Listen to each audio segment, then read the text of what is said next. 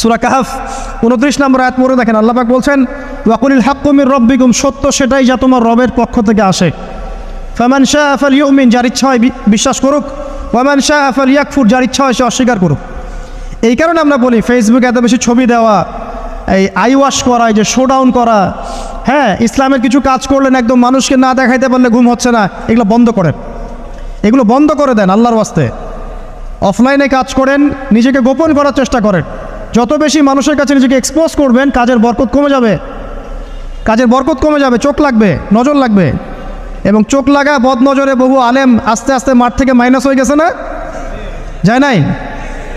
এখন কি আলেমদের সংখ্যা বেশি না কম? যত দিন যাবে আলেমের সংখ্যা আরও কমে যাবে। নবীজি বলেছেন আলেমদের সংখ্যা কমতে থাকবে, মানুষ জাহেলদেরকে আলেম বানিয়ে নেবে। তো প্রিয় ভাইরা, জাদুবিদ্যা সত্য, চোখের বদনজর সত্য, রাতের এই অনিষ্টগুলো সত্য, রাতের বেলা অনেক ক্ষতি আছে।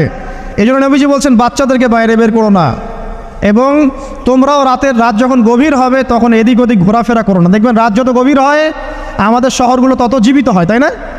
তাই না? রাত যত গভীর হচ্ছে শহর তত জীবিত হয়। চায়ের দোকানে আড্ডা বেশি, ওই সিনেমা দেখছে, টিভি দেখছে, ক্যারাম খেলছে, লুডো খেলছে। ঘুম নাই। ঘুম কখন? ফজরের আগে আগে। ফজরের নামাজ কিন্তু নাই, ফজরের ঠিক আগে আগে আবার ওই যে জোহরের নামাজের সময় উঠতেছে। এখন আমাকে বলেন, এরকম জেনারেশনকে দিয়ে কি আসলে ইসলামের কোনো খেদমত হবে? আচ্ছা, নবীজি রাতের বেলা আর্লি ঘুমাতেন।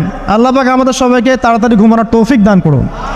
হ্যাঁ, আপনি ইলম চর্চা করলে রাত জেগে থাকতে পারেন, আপনি যদি জ্ঞান চর্চা করেন রাত জাগতে পারেন, আপনি কোনো গবেষণা করছেন, নামাজ পড়ছেন বা কোরআন হিফজ করছেন, আপনি রাতের আর্লি উঠবেন, এটা আলাদা বিষয়। কিন্তু কমনভাবে আমাদের এই যে ফেসবুক, ইউটিউবিং ইত্যাদিতে আমরা লিপ্ত থাকি, সারা রাতটা কাটাই আড্ডাবাজি করে, এগুলো বন্ধ করতে হবে।